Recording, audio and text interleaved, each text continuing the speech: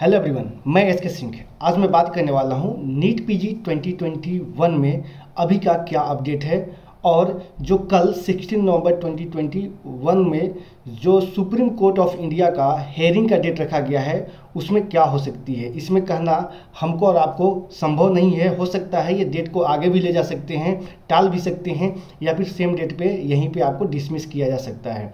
तो इसके ऊपर इस विषय पे बात करना इतना आसान नहीं है, संभव नहीं है।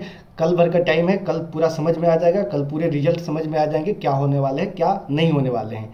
तो इसी बीच में आपको बात करता हूँ कि अभी लगभग सभी स्टेट अपना अपना काउंसलिंग प्रोसेस के यानी कि रजिस्ट्रेशन प्रोसेस को पब्लिश करते जा रहे हैं। साथ में इन्फॉर्मेशन ब्राउचर, इन्फॉर्मेशन बुलेटिन को भी ओपन कर रहे हैं कि क्या क्या क्राइटेरिया है, किस तरीके से कौन सा स्टेट में पार्ट लेना है, कौन सी एलिजिबल है नहीं है। तो जो स्टेट ने अभी तक अप्लीकेशन फॉर्म को ओपन किया उन सभी स्टेट का लगभग क्लोज हो चुका है registration form. Andhra Pradesh last time open किए थे, इनका भी क्लोज हो चुका है। लेकिन इसी बीच चंडीगढ़ का भी एक नोटिफिकेशन आया है। चंडीगढ़ अपना रजिस्ट्रेशन पोर्टल को ओपन किया है। जो स्टूडेंट चंडीगढ़ से हैं, जो यूजी किए हैं, वो पार्ट ले सकते हैं। कौन कौन से स्टूडेंट एलिजिबल हैं इसके ऊपर बात करूंगा चंडीगढ़ के लिए। तो चंडीगढ़ के मैं सबसे पहले बात करता हूं कि चंडीगढ़ के अंदर 2 कोटे लगते हैं। जो स्टूडेंट चंडीगढ़ से पीजी करना चाहते हैं उन्हें समझना काफ़ी आवश्यक है और उनको स्कोर काफ़ी अच्छा है। पहला कोटा है इंस्टीट्यूशनल कोटा और दूसरा यूटी कोटा, जिसको यूनियन टेरिटरी कोटा बोलते हैं। जो इंस्टीट्यूशनल कोटा होता है इसमें जो स्टूडेंट यूजी चंडीगढ़ से किए हैं वही स्टूडेंट एलिजिबल है, सिर्फ वही पार्ट ले सकते हैं। और यूटी कोटा यानी कि यूनियन टेरिटरी कोटा है, इसके अंदर 3 कंडीशन होते हैं। कौन कौन से स्टूडेंट एलिजिबल होंगे वो मैं बताता हूँ। पहला कैंडिडेट जो 5 ईयर्स तक स्टडी चंडीगढ़ में किए हैं वो एलिजिबल हैं। उनको एक मतलब कॉलेज के तरफ से, जिस स्कूल से या कॉलेज से पढ़े हैं उसके तरफ से कुछ पेपर वर्क करके आपको सबमिट करने होंगे। और दूसरा जो पॉइंट है उसमें 5 ईयर्स रेसिडेंशियल सर्टिफिकेट जिनके पास है वो भी पार्ट ले सकते हैं।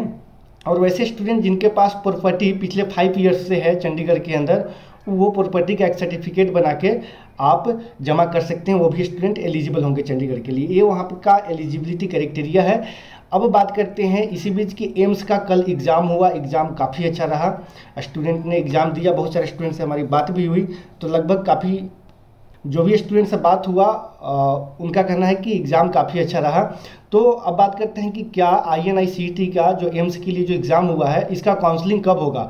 ये ऑल इंडिया के पैरेलल ही चलने वाला है। ऑल इंडिया से थोड़ा डिले रहेगा, लेकिन ऑल इंडिया कोटे के जो काउंसलिंग होगी इनके लगभग पैरेलल होने वाले हैं।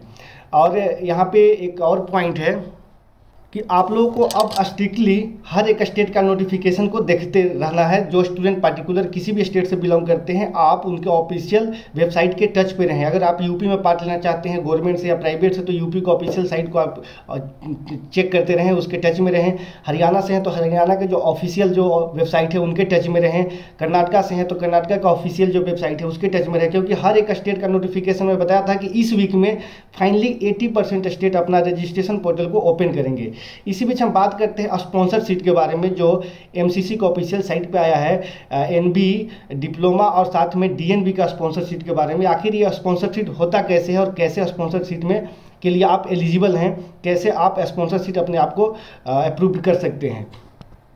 वैसे स्टूडेंट जो गवर्नमेंट जॉब कर रहे हैं उनको कंसर्न डिपार्टमेंट से NOC लेना होता है। यानी कि जो स्टूडेंट किसी भी डिपार्टमेंट या फिर वो सेंट्रल गवर्नमेंट में जॉब कर रहे हैं या फिर स्टेट के अंदर जॉब कर रहे हैं, तो आप जहाँ पे जॉब कर रहे हैं वहाँ तो आपको सैलरी तो मिलते रहेंगे, लेकिन वो आपको स्पॉन्सर करेंगे।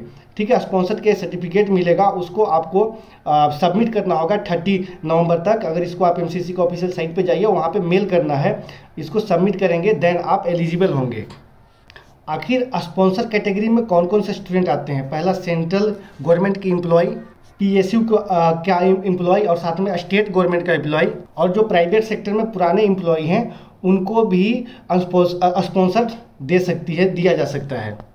और यदि वो आपको स्पॉन्सर लेटर देते हैं, NOC देते हैं, तभी आप स्पॉन्सर सीट के लिए, स्पॉन्सर कोटा के लिए आप एलिजिबल होंगे। इसके लिए आपको 30 नवंबर तक आपको मेल करना होगा। MCC का ऑफिशियल साइट पे जाएंगे, वहाँ पे मेल ID दिया हुआ है, उसको आपको मेल करना है वहाँ पे, देन आप पार्ट ले सकते हैं।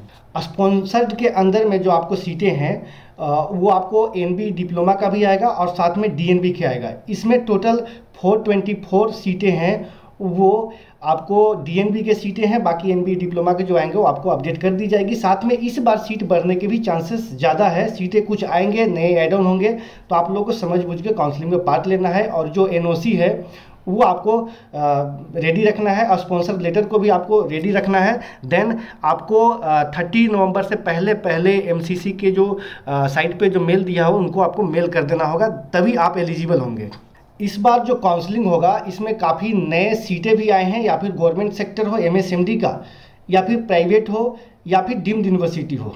नए डीम्ड भी आए हैं, जिसमें कि पुराने डीम्ड में जो नए सीटें भी आए हैं, और साथ में कुछ कुछ जो ऐसे कॉलेजेस हैं जिनमें सीटें इंक्रीज हुई है पुराने कॉलेज में या फिर नए कॉलेज में, जिसमें इस बार पहली बार सीटें आई हैं। इसी बीच आपको डीएनबी में भी आपको सीटें बढ़ने के चांसेस ज़्यादा दिख रही है, और एनबी डिप्लोमा का भी प्लस में आपको सीटें ऐड ऑन हुई है।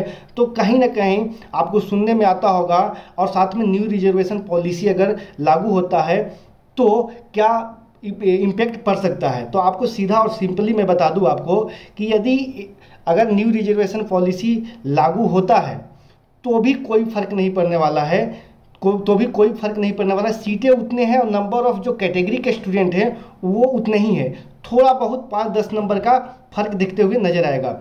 अगर न्यू रिजर्वेशन पॉलिसी अगर लागू नहीं होता है तो भी स्टूडेंट को कहना है कि इस बार कट ऑफ है वो थोड़ा सा हाई जाएगा, यानी कि निगेटिव शिफ्ट जाएगा। रिजर्वेशन पॉलिसी लागू हो या नहीं लागू हो, इस पर कोई फर्क नहीं पड़ता है। इस बार कुछ ना कुछ आपको पिछले साल के सिमिलर रहेंगे, कोई खास आपको निगेटिव शिफ्ट देखते हुए नज़र नहीं आएंगे।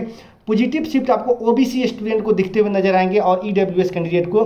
बाकी जो कैटेगरी के स्टूडेंट हैं, एससी एसटी कैंडिडेट हैं, उनको भी कोई खास निगेटिव शिफ्ट पे असर नहीं पड़ने वाला है, वो पिछले साल के सिमिलर रहेंगे। हो सकता है कुछ कुछ ब्रांच में आपको पॉजिटिव शिफ्ट भी देखने को मिलेंगे, वहीं ईडब्ल्यूएस कैंडिडेट को भी पॉजिटिव शिफ्ट दिखते हुए नजर आएंगे।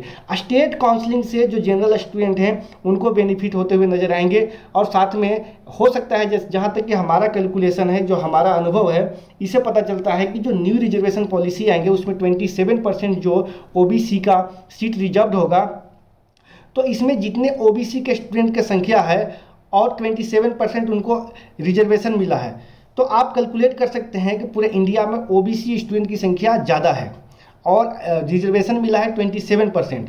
तो आप यहाँ से कैलकुलेट कीजिए ओवरऑल, तो आपको समझ में आ जाएगा कोई खास फर्क नहीं पड़ने वाला है। 5 to 10 मार्क्स का डिफरेंस देखने को मिलेंगे। और ये तो आपको जब फर्स्ट राउंड का काउंसलिंग होंगे, रिजल्ट आएंगे, तो ही आप लोगों को समझ में आ जाएंगे, ठीक है। क्योंकि आप ओबीसी का जो रिजर्वेशन मिलता है स्टेट काउंसलिंग में, स्टेट कोटे के काउंसलिंग में मिलता है, जो स्टूडेंट यूपी से बिलोंग करते हैं या फिर किसी भी स्टेट से बिलोंग करते हैं।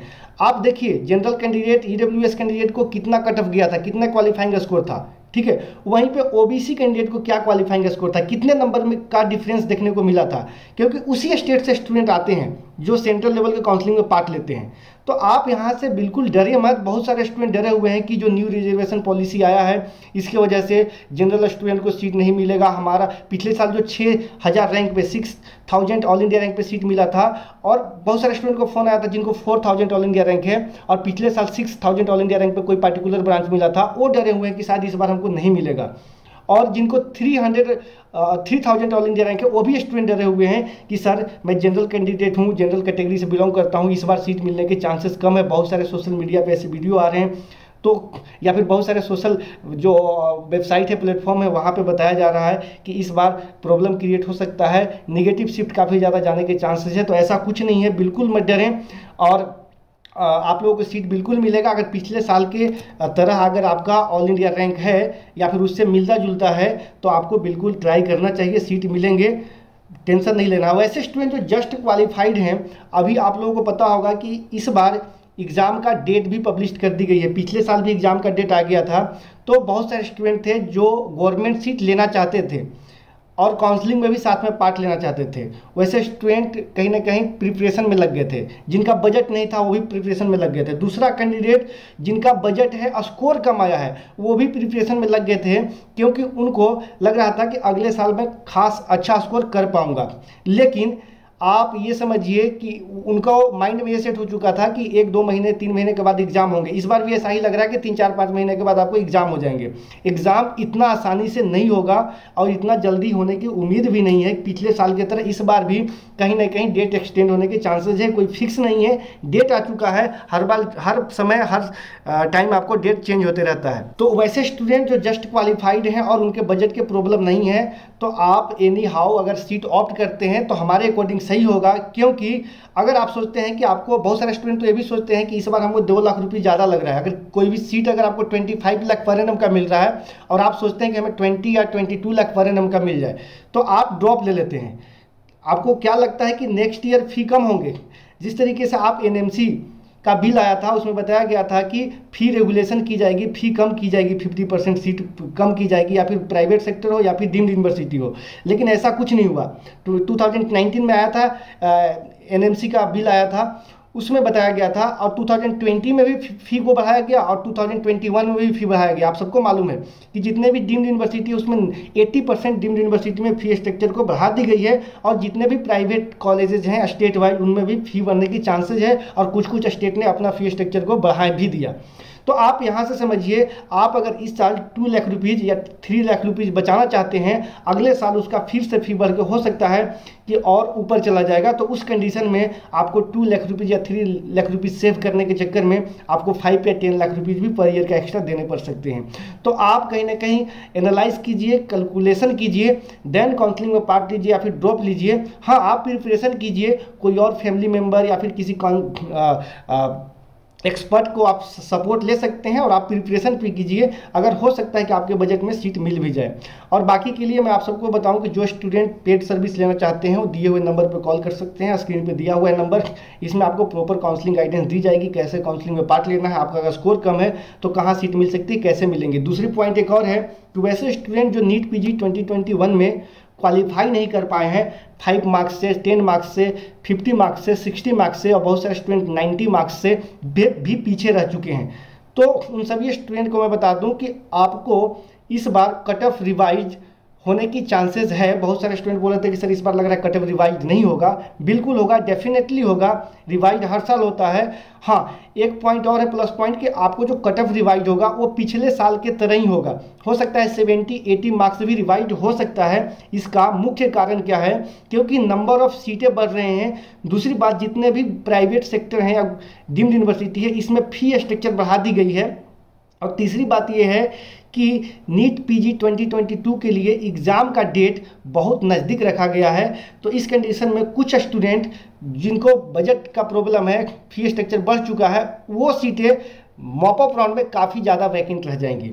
ठीक है। दूसरी बात कि वैसे स्टूडेंट जो ड्रॉप लेना चाहते हैं, क्योंकि जो नेक्स्ट 2022 के लिए जो एग्ज़ाम का डेट है काफ़ी नज़दीक है, तो बहुत सारे स्टूडेंट को माइंड में सेट हो चुका है कि मैं नेक्स्ट ईयर के लिए प्रिपरेशन कर लेता हूं, 3-4 मंथ मैं प्रिपरेशन करूंगा, समय बहुत कम है, इतने समय में मैं कर लूँगा और अच्छा स्कोर ला पाऊँगा। तो वो कहीं ना कहीं नेक्स्ट ईयर के लिए चले जाएंगे। तो इस कंडीशन में सीटें काफ़ी वैकेंट रह जाएंगी, क्लिनिकल और नॉन क्लिनिकल। क्लिनिकल में वो ब्रांच बचेंगे जिनका फी स्ट्रक्चर काफ़ी ज़्यादा है, नॉन क्लिनिकल तो बचते ही हर साल बचते हैं। तो इस कंडीशन में कट ऑफ रिवीजन तो 100% होगा और काफ़ी अच्छा रिवाइज होगा, यानी कि 70-80 मार्क्स तक नीचे जा सकते हैं, जहाँ तक कि हमारा एक्सपेक्टेशन है।